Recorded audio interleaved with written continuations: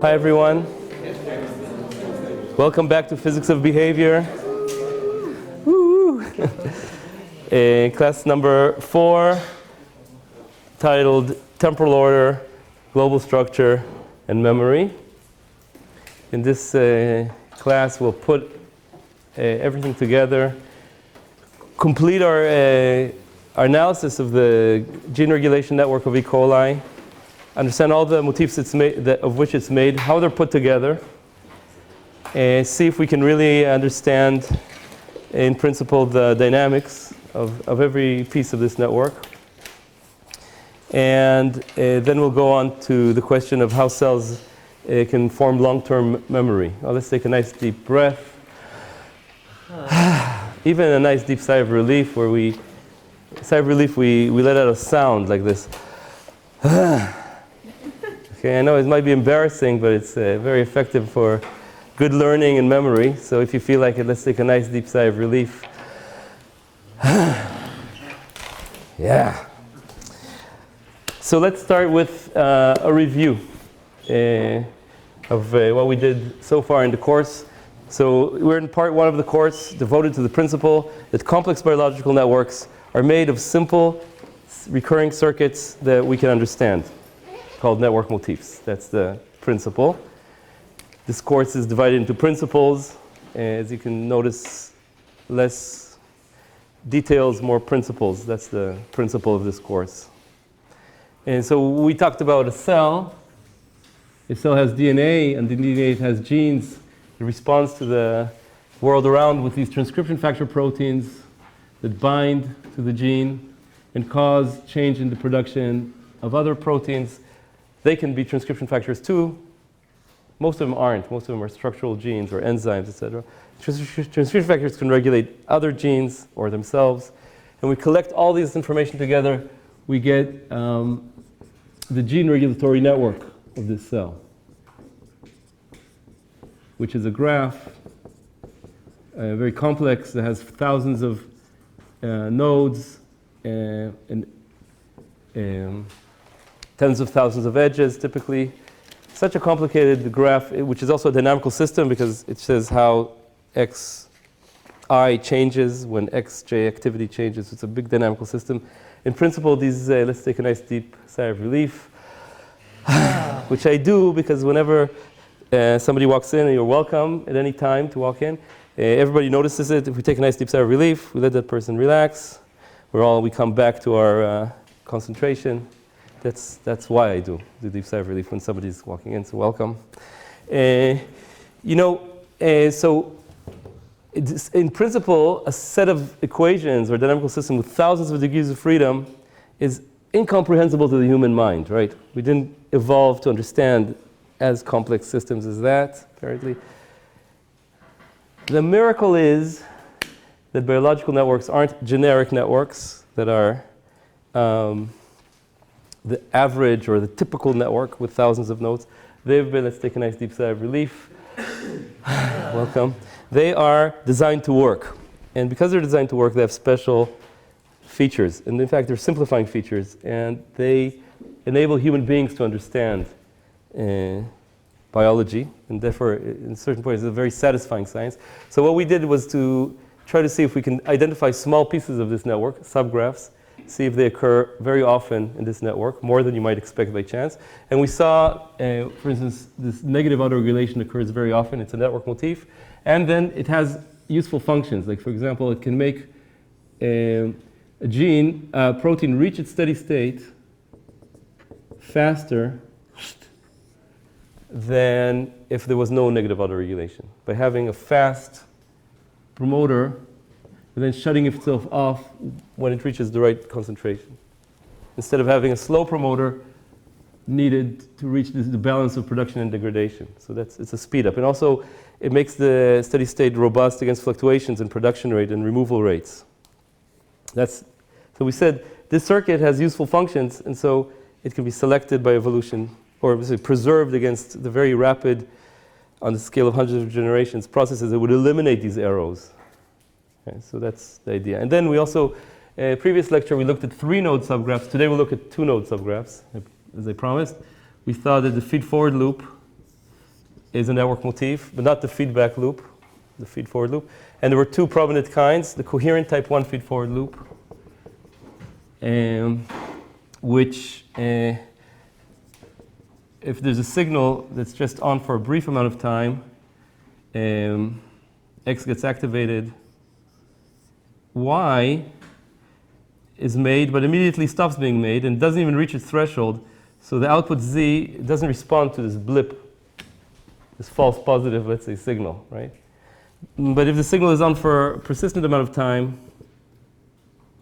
X becomes active, Y starts being produced, crosses its activation threshold for Z, and then after this delay here, there's a delay, and then Z is made. So you respond to persistence, but you're kind of, you play hard to get, kind of. So you have to wait for a little bit of time before you start transcribing. This is a good time to remember. We would like to give another week for this exercise. So if you already made it, if you didn't manage to make it, you can hand it in next week. And we noticed that we mistakenly uploaded a network for you that had very few motifs. Did you notice that? Those of you that did. So we're going to load the real network now. So please use your software to analyze it again. And so you have more enjoy of finding motifs.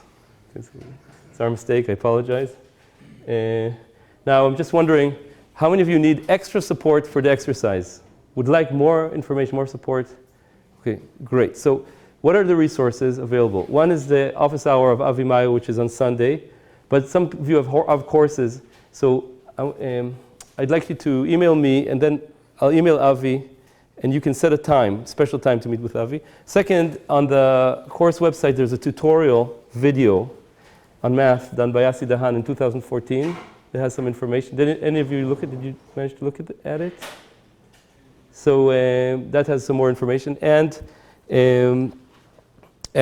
it could even be useful if all of you, if we set a meeting with all of you and we can figure out how to support you doing this math part of the exercises. Okay.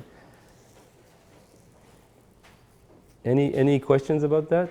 Or yeah. Will the exercise be given back graded or? Yeah. Avi, what do you say? They're on the table. Where? Here. Okay. So at the end of the course, they're graded, and also the solutions will be posted, right? Is already posted. Okay. Yeah. Regarding this exercise? Yeah. So, no, you just told us that we need to redo the first two ones, but do you want to see only the output of the code, or just what we got, like the numbers? Yeah, just the numbers. Yeah. Your question, yeah, that's what we want to see. Okay. So yeah, so this filters out brief pulses. And there was a question last time, I don't remember who asked it. What happens if, so let's imagine now that there's the signal is on, Y is on, Z is on, and then there's a slight notch, a loss of signal. This coherent feed-forward loop with an AND gate can basically ignore it, because Y goes down, but doesn't go down below its threshold, right? If this notch is brief enough. If feed-forward loop goes down, no, I made a mistake here. Forget what I said.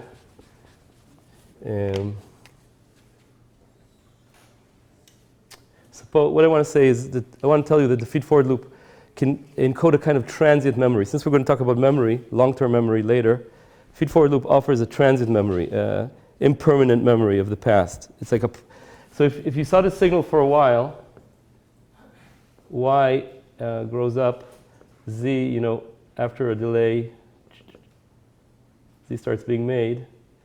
Now a signal goes off, Y starts to go off. Because of an AND gate, Z immediately goes off, because X is off, right?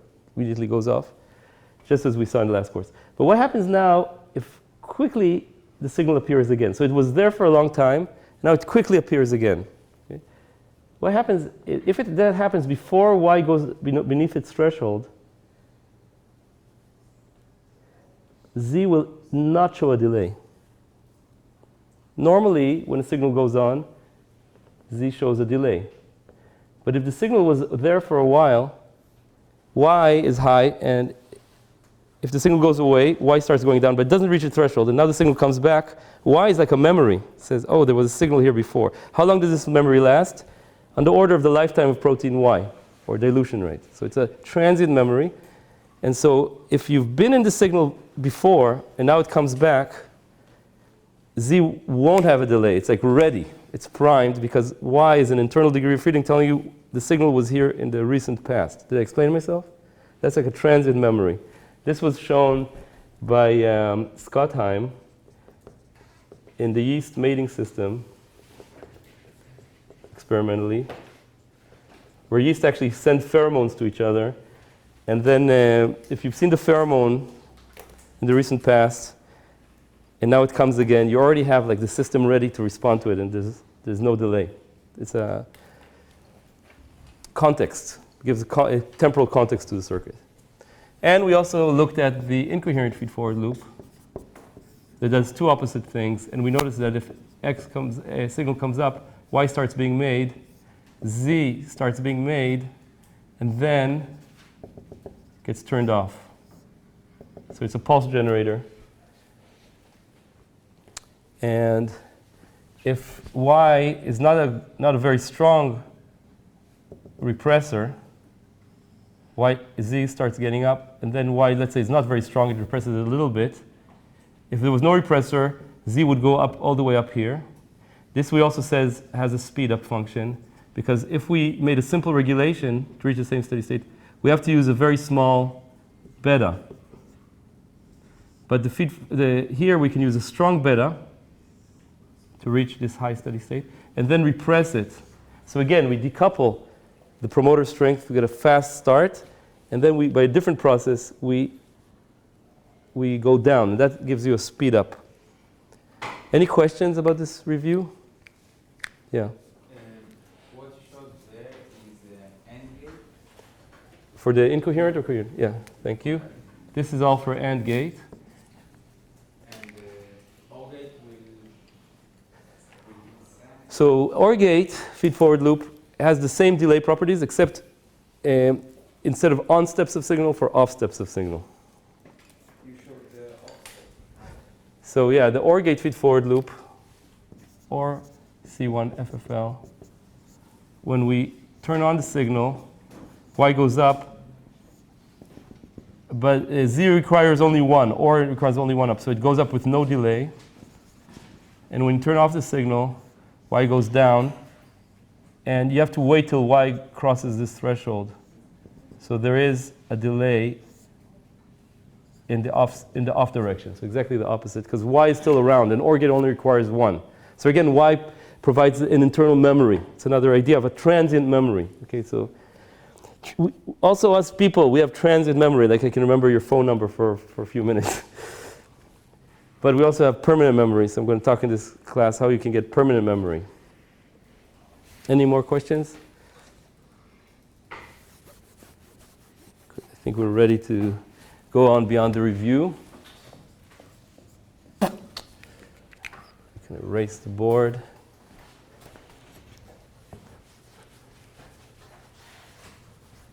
Done in the exercise. What? We've done in the exercise some kind of. You're saying something, but I can't understand. I said that in the exercise, in the first exercise, we have some kind of memory. In the first exercise, we had the kind of memory. Yeah, in the exercise, we try to get you to see if you can practice and also prime you for what we're going to say next. It's true. We try to think what we do, but with these exercises. Okay, so now we're looking at the E. coli transcription network. It's a model for what's called sensory transcription factor networks. It's a part in the cell that needs to respond fast to stresses, to nutrients. And let's take a nice deep breath. And now we saw that we have a graph for E. coli, the complete gene regulation network, you can say, the first approximation. We started analyzing subgraphs. We saw it has negative autoregulation. It has feed-forward loops. It has no mutuals like this.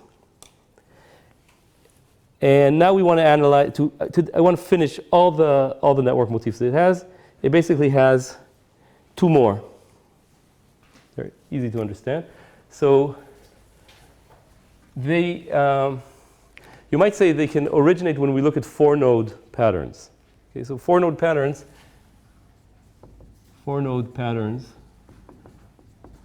if we don't think about self-edges right now, there's 199 of them, possibilities. Okay, I won't draw all of them, of course, but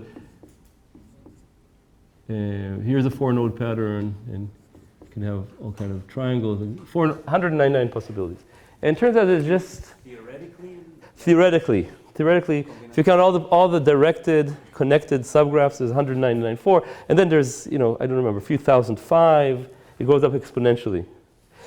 Luckily, we don't need to look at 5 and 6 and 7, because if you look at that, you can see that all the 5 and 6 and 7 node subgraphs are in this network are made out of pieces that can be described as 4 nodes. You don't need, nothing special happens at 5, 6, 7 in equal A network.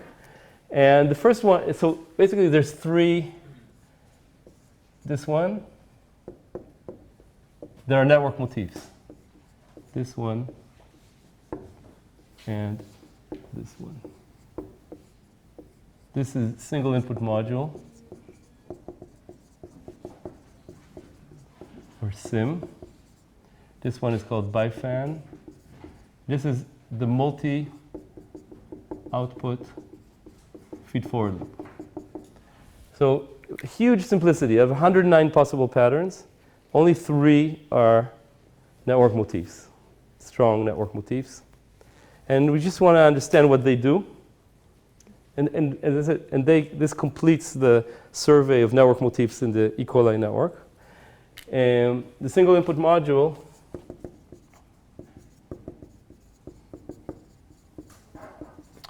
we have transcription factor X regulates a group of genes.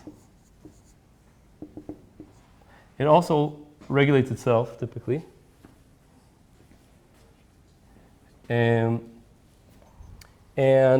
the most important function it has is all the genes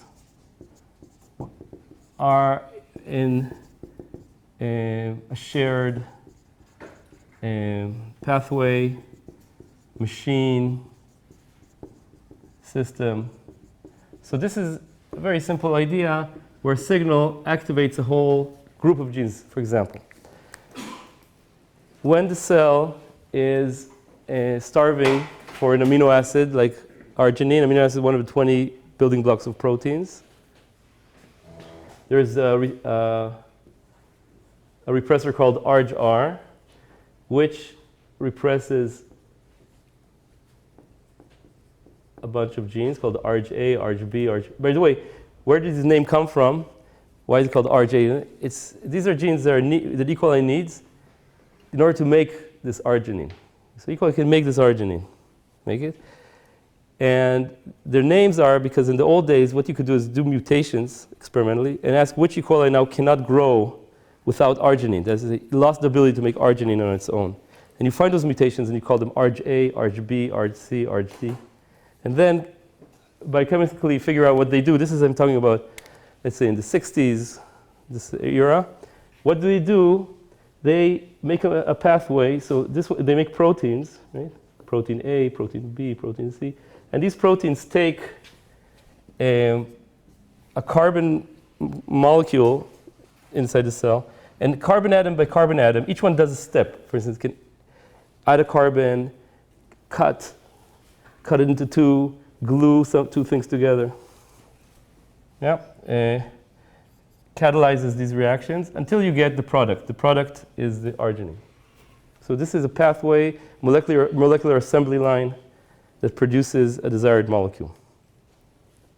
Just want to say here that this product, in this case arginine, goes back and binds ARG-R, and it's in fact the signal. So there's a feedback loop here, which is slow here, but this of course transcription it takes hours till the proteins are made, but this point here, this speed here is minutes. So this is a very fast feedback loop. But I don't count this as a transcription interaction. This is on another level. It's not transcription. It's a small molecule diffusing and binding. It's just a signal. This is fast and slow. And so when there is arginine, it activates RGR to repress these genes. So when there's arginine, you don't need to make it. So that's the logic here. Did I explain myself? Okay.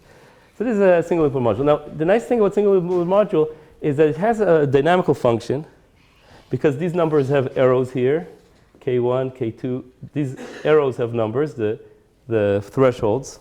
And so the single input module can generate temporal order. First gene, second gene, third gene. Let's see how this works. So this is RGR star. So we have RGR. This repressor binds, and it's a repressor. It stops the production of these genes. And now let's imagine that. Which direction I want to do this? Turn off. Let's imagine that arginine starts being depleted like this. It crosses this threshold. It can cross these different thresholds at different times, because each gene here has a different binding site for RGR and can have a different number on the arrow based on the strength of that site, its position. Evolution can tune it, and therefore the output genes here. Output genes.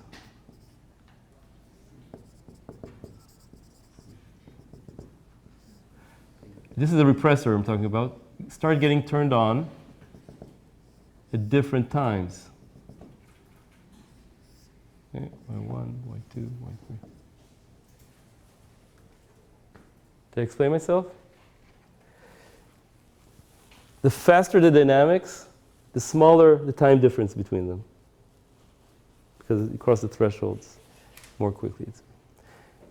Now, this order turns out to be not arbitrary, but when you experimentally look at systems like the ARG system, again, by putting, let's say, green fluorescent protein on the promoters of A, B, C, the temporal order observed matches the functional order. And the principle, in this case, you can call it, what happens is that the earlier the protein acts in the pathway, the more quickly it's produced. And the earlier it is. Okay, so the early step in the pathway made first. So you first make A, then B, then C, according to the steps, the biochemical steps in the pathway. And why is that? This is similar to what engineers do, called just-in-time production. Because when you want to make this, as I say, it takes minutes to go through these steps. You want to start making this protein, then this protein. This is very small time differences, but you still save not making the last protein before you need it, because it still doesn't have its substrates. It's material to work with. Yeah. I think, like, many times these biosynthetic pathways are in operons, right? So how do you... Right. So the question is, sometimes biosynthetic pathways are in operons, which means ARG A, B, C are the same piece of RNA, and then this doesn't help. In the arginine system, it turns out that most of them are individual operons. There's an RJ operon, RGB operon. If it's a single pathway on one operon, then you can't get temporal order by this mechanism. Mm-hmm. But if they're in different pathways, you can. Yeah, but like, do you see? I think that for some of those genes, they're like, some of them are separate, but some of them are in operons. So some pathways are together, but specifically for the arginine system in E. coli, they're in different operons. There's 2 on the same operon, but there's I don't remember now, 5 different operons, something like this. So then you can do this experiment. So how common is this for, like, how common is it for biosynthetic pathways to be separately or not? Is it like a one-off, or is it? Yeah. It's quite common for long pathways to be on different operons. And also, I would say this property changes between species. So in some species, you have all of them on one operon, and some of them, you have them in separate operons. So this definitely happens for several amino acids. The paper that you can look at is Alon Zaslaver, 2004, mapped the different pathways in E. coli in this way. Making a pathway is one option. Making a machine made of many parts is also an option. And also damage repair systems. So for example, DNA damage causes the cleavage of a repressor that represses repair genes that repair the DNA on different operons. And so when there's DNA damage, there's less repressor and they get turned on. And when damage is repaired, this shuts down. And LEX-A also has negative autoregulation, by the way, so does RJAR. What does negative autoregulation help here? It speeds up responses, right? So, and here what happens is there's also temporal order. And the way this works is that the mildest repair gets turned on first, then a more serious repair, and then very serious repair. Like what I mean is things that that need to cut up the DNA and paste it again, very serious stuff. As if the cell is trying some simple things first and waiting for the more destructive things later. So that's also, this also has temporal order, where temporal order matches functional order. Okay, so that's the single input module, just-in-time production. So we look at the single input module, and now we want to understand these two, because we're going to wrap up here.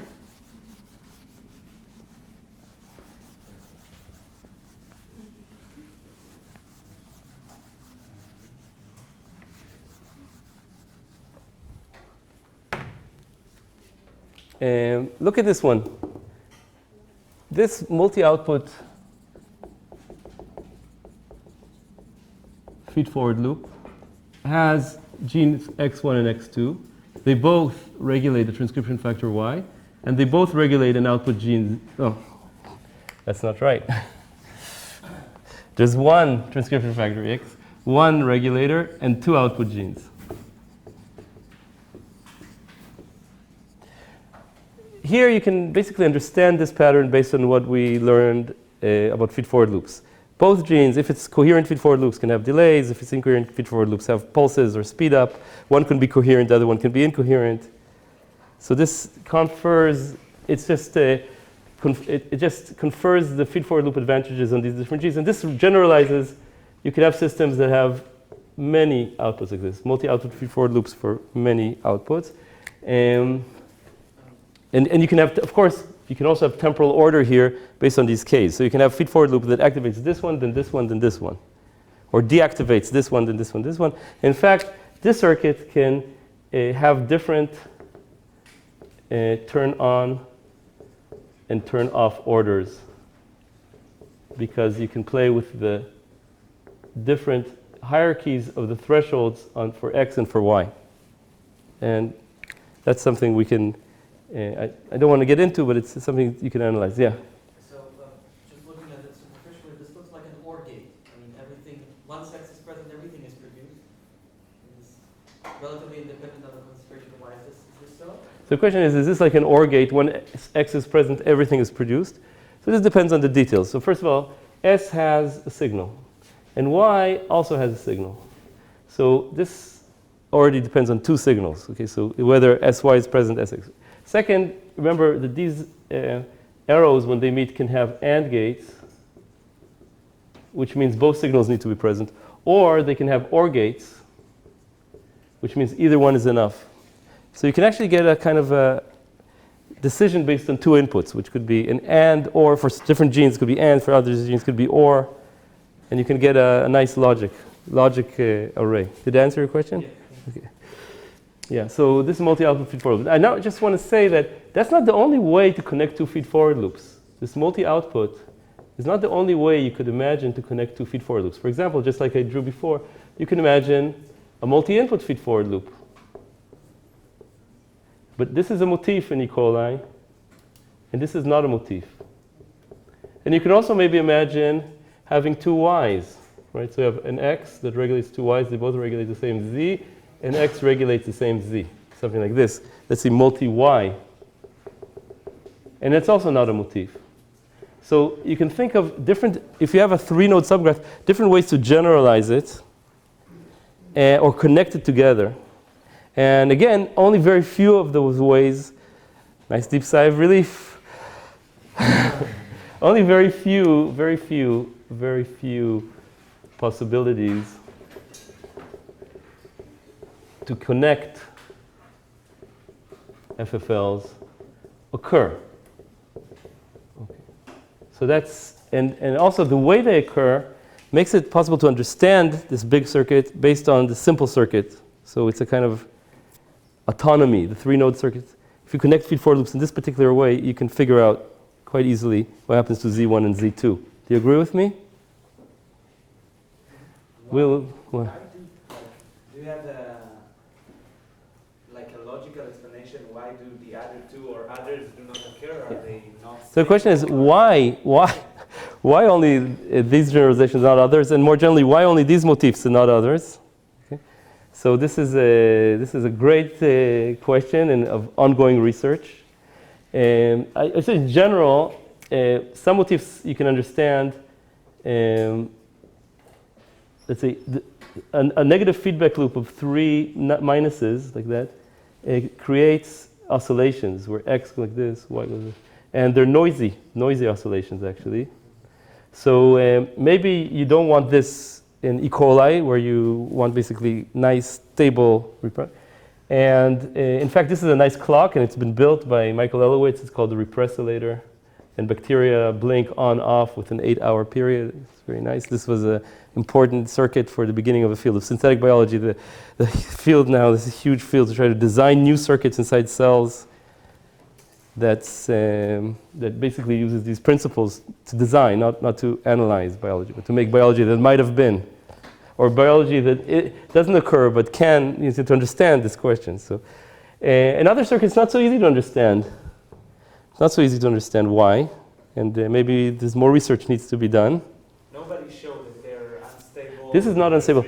Yeah, nobody shows, because I want to tell you something wonderful about feed-forward circuits. They have a single, universally stable global fixed point. There's nothing you can do to them without additional arrows that will make them oscillate, for example.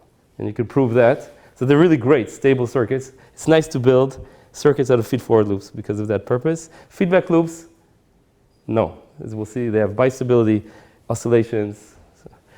So feed-forward loops are always stable. And now maybe to say that even in other biological networks, they do appear. So it might be something to do with the particular evolution that E. coli goes through as opposed to other systems. And I want to maybe make a digression. So I'm going to go down Tangent Boulevard now, make a digression I find very interesting. And to just zoom out for a second from E. coli, transcription network, and look at a different kind of network. Just tell you that networks are a great tool as a simplified model for complex systems. So you can have networks of social interactions, for example, right? Who's friends with who? So X says I'm friends with Y, and one of the tragedies of life is not always Y says I'm a friend of X, right?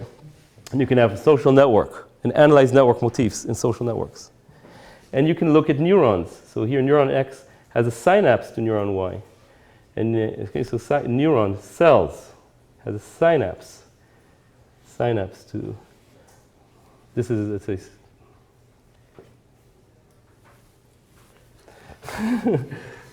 I can say here, what am I doing here? Okay. So, and then you can analyze these different networks on different levels and ask, do they have network motifs? And the answer is yes, every kind of network, basically a huge class of networks like food webs, social networks, neural networks, has network motifs, a small set of circuits that make up the network. Then you say, are they the same? And the answer is no. Social networks have very different motifs from transcription networks. For example, they have this fully connected triad because people love to be together in groups that love each other, you know? So this fully connected triad is a big network motif in social networks, not in transcription networks, okay? And food webs have their own network network motifs. Electronic circuits you can analyze and find out, rediscover NAND gates and counter elements and things. You can rediscover network motifs in electronic circuits. Now, sometimes it happens that very different networks made of completely different objects and different scales have the same network motifs. And that happens when you look at neuron networks. For instance, a fully mapped neural network of the worm C. elegans. It's a favorite worm for biologists. It's a worm with 1,000 cells, and 300 of which are neurons. And they're about the same connectivity between individuals. There's a stereotyped nervous system. And if you look at this graph, so X arrow, Y arrow, it means synaptic connections, you find it has basically the same 3-node subgraphs, 2-node subgraphs as E. coli. So it has feed-forward loop, is a very strong neuronal motif, whereas the feedback loop of 3 neurons is an anti-motif, just like in E. coli. And so you say, wow, is this a coincidence? Maybe it's a coincidence because the systems are so different. Or maybe it has to do with something functional. By the way, I want to say that neurons, unlike transcription factors, neurons that are close together in space are more likely to wire. But this network motif is even beyond that geometrical tendency for triangles. You can control for that in your random networks. It's like, even though they're close together, they even wire to each other in triangles, like feed-forward loops, more than they would. Because otherwise, you would also make these feedback loops, right? The same proximity. So, what is it? And so you can speculate that feed-forward loops in neurons maybe do similar things like they do in E. coli. For example, it could be, they can filter out brief input signals. Right? Because that also, C. elegans and E. coli evolved to do something similar, which is to take sensory components, like transcription factors or sensory neurons, transduce them into motor components. In E. coli, it's the enzymes and things that do things in the cell. And C. elegans, it's the, let's say, the motor neurons that make the worm move away when there's something dangerous. Right? So maybe there's a level where you can take hypothesis from E. coli to C. elegans neurons, etc. And also humans also have a lot of feed-forward loops where you can have a neuron here in this region and sends us these long axons to activate Z here, and also activates a local inhibitory neuron. So there's plenty of these incoherent feed-forward loops in our brain, and we can talk later about very interesting things they do, like enable us to detect ratios rather than absolute signals, and adapt, and things like that that are very cognitive. But it's not identical. So feed-forward loop is a strong motif in neurons, but the big generalization is actually this one. For example, 2 sensory neurons, one for odor and one for touch, activate the worm to move back. So it could be that in neurons you have the scope is sensory integration like that. And in E. coli, it's something else. So that's an interesting question to think about. Did I explain myself? I'm going to close Tangent Boulevard now. Any questions? So hi everyone looking at this video. Let's take a nice deep breath, okay? As we continue looking at the E. coli motifs. So this last one, the bifan,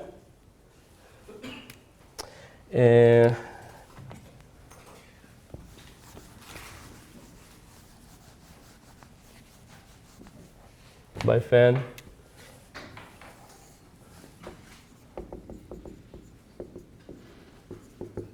It's this overlapping regulation. And this generalizes to, and I'm going to write here X2, to these big structures where you have rows of inputs, rows of outputs, and densely overlapping regulation like this. In each case here, you have a gate, of course. So it could be different gates here. And this we call dense overlapping regulons, which means it's basically like a gate array. You have a gate of inputs, gate of outputs, and you can compute different logical functions. And this is kind of a big unknown because, as I said, we don't know these logic functions for many of the promoters. So this is it. So now, if I want to put everything together, all these motifs, we can ask, how do they sit with respect to each other? I mean, we see they connect, let's say, in multi-output feed-forward loops. How do these motifs sit? Are they just like a rare gas inside the network, or is it? And also, how many of the genes are sitting in one of the motifs? And it turns out that all of the genes are in one of these motifs, so they're comprehensive, they cover everything. And the way the E. coli in general looks, if you look at the entire GRN now, we can redraw using motifs by looking at where these doors are. So basically there are 5 big dense overlapping regulons like this. Inside of them, you can have sometimes feed-forward loops, so I'll draw them like triangles. Triangles feed well, inside them. Sometimes they have single input modules with n genes.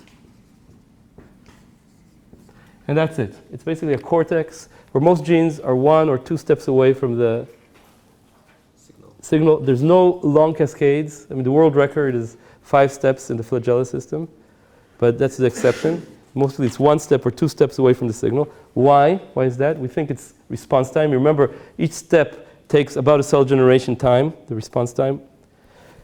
And E. coli needs to respond fast to external stresses and signals, so it can't afford to wait for a few generations like that. So we think here the machinery is too slow to make